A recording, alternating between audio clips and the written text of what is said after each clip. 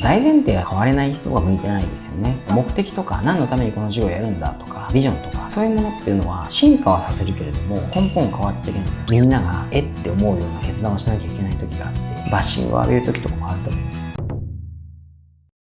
本日なんですけど、経営者に向いてる人、向いていない人の特徴というところについてお話しいただければなと思っておりますので、よろしくお願いいたします。はい、お願いします。大前提が変われない人が向いてないですよね。時代も変わりますし、会社も大きさによっていろいろ対応変わりますし、人の価値観も多種多様ですし、柔軟に変化できる人じゃないと向いてないのかなと。信念があったりするのはいいことだと思いますし、頑固な人もいますけど、変えてはいけないことと変えなきゃいけないことっていうのがずっと混在していくと思ってるので、そういう意味で芯はあった方がいいんですけど、でもそれすらもやっぱ疑ってかかったり、本当に正しいのか見つめ直したりとか、でも逆に変えなきゃいけないことはやっぱり変えなきゃいけないので、柔軟じゃないとやっぱできないんじゃないかなと思いますね。変えたらいけない部分みたいなところってどういうものとかってあったりするんですか？うちだったらフィロソフィーですか、理念みたいなパーパスみたいなものですね。目的とか何のためにこの授業をやるんだとかビジョンとかそういうものっていうのは進化はさせるけれども根本変わっちゃいけないんです。具体で言うと最初は壮大なビジョンを抱えてやってたのに途中からお金儲けだけに走ったらダメじゃないですか。根本的なホワイの部分というか目的とかそういうことですね。でも変えなきゃいけない部分っていうのは下手したらビジネスモデルもあり得るわけですよ。有名な話でいくと例えばデジカメってもうほぼ死後に近いですね。ガラケーとかね、時代に合わせて変わっていかなきゃいけないんでビジネスも自分が生きてる間何十年も同じようなビジネスが続くかって言ったらそれは多分ほとんど難しいのでいろいろ変えていかなきゃいけないし、人が少ないうちはマネジメントスタイルとして空気マネジメントみたいなのが済んだかもしれないですけど、人が増えてきたらやっぱりそれじゃ通用しないんでマネジメントの仕方を変えたりとか言い方を変えたりとかとにかく変えなきゃいけないことがいっぱいあるんですよね。あんまりうまくいかなさそうっていう観点で言っていくと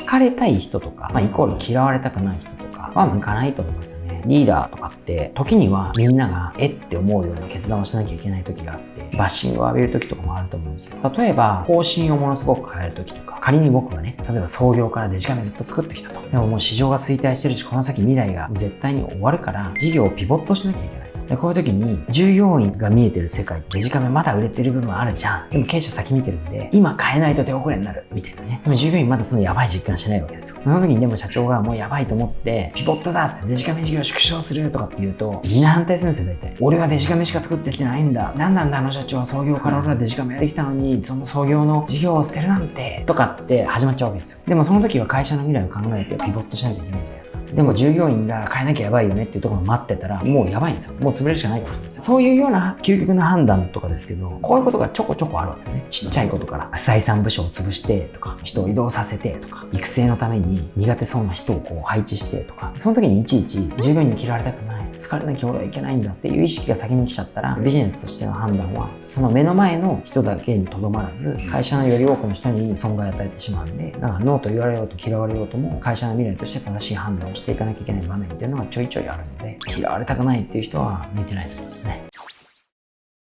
社長さんになられてる方でこういう人が向いてるっていう要素を持ってる方がやっぱ多かったりしますかね？そうですね。でもみんな最初完璧じゃない、僕もそうですけど全然完璧なんてことありえないのでやりながら学ぶんですよね。強いて言うならばその中で大事なのっていうのは素直さとか真面目さに僕は帰結すると思うんですけど、あとやっぱりやり続ける。もちろん能力が高いから向いてる向いてないとかっていうのもゼロではないですけど、独立してるとかその会社を立ち上げたってことであればその分野に対しては精通してるでしょうし、一定能力があるから独立っていう選択肢になると思うんで、そこはあると思うんですよ。その先定性的ですけどマインドとかメンタルとかの部分っていうのを考えていった時には先ほど言ったようなことかなと思いますし、続けるとか真面目だとか素直さとかっていうのはみんな持ってるんじゃないかなとは思いますね。アップルさんの中で支店長クラスの方とかは質というかそういう考え方とか持ってる人が多かったりするんですかね？選任する基準としては素直とか真面目、同じようなこと言ってますけど大事にしてますよね。正直多分うちの支店長と専門スキルとか専門資格が求められる仕事じゃないので、言うなれば本当に当たり前のことを当たり前にきちっとやるとか、従業員のことをどれだけ考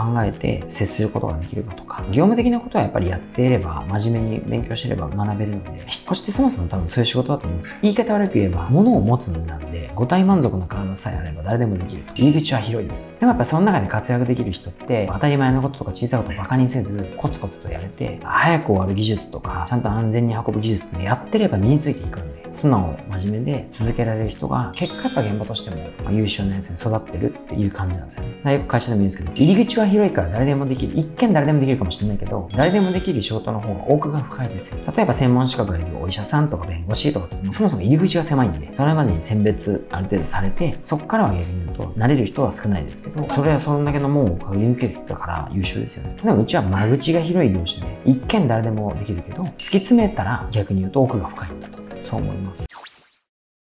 もともと現場から野社長はやられているとは思うんですけど、経営のノウハウってやりながら学んでいったっていう感じなんですか？そうですね。やるしかないんでやりながら学んでいって、あとは本とか、やっぱ人の話を聞いて。ビジネス本とかってどのぐらい読まれてありますか？言うても僕そんなに本読む方じゃないですから全然言えないですけど、2006年に会社作りましたけど、会社の3年目、2009年までは全く本読まなかったんですよ。活字読んだらすぐ眠くなるんですよ。ちょうど3年ぐらい経った時にいろいろあって、外の経営者の交流会とか行ったりとか、その時に誘われて研修行ってみたりとか、その時からですね、本読み出すようになって、そしたらなんか前まで本読んで眠くなるはずだったのに読めちゃうんですよね。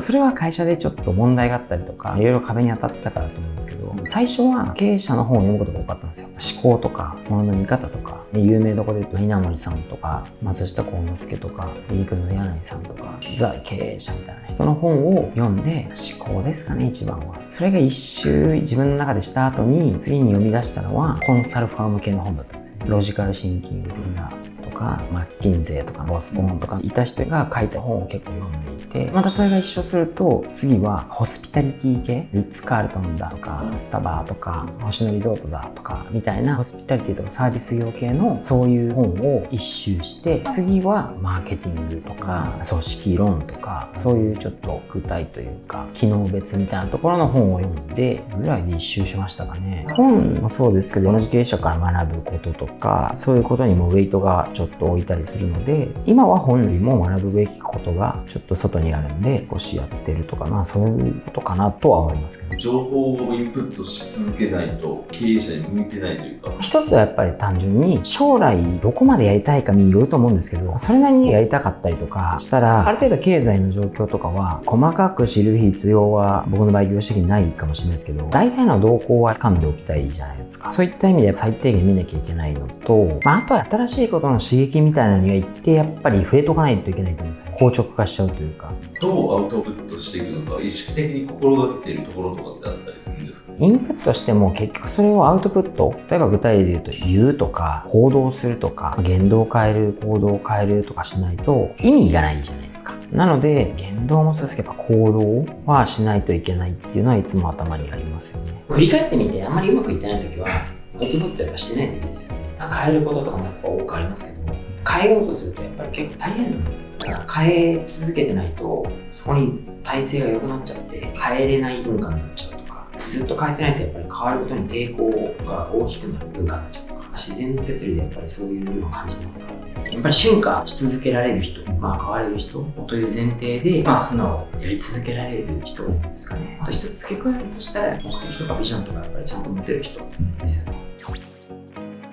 本日の動画も最後まで見てくれてありがとうございます。アプリットセンターではホームページなど会社の情報等々いろいろ発信をしておりますので、興味あれば見ていただければと思います。また YouTube のチャンネルも業務の中身だったり対談、またはイベント等いろいろ発信してますので、興味持たれたらチャンネル登録していただけますと幸いです。この動画にもいいねをつけてくれたら大変嬉しく思いますのでよろしくお願いします。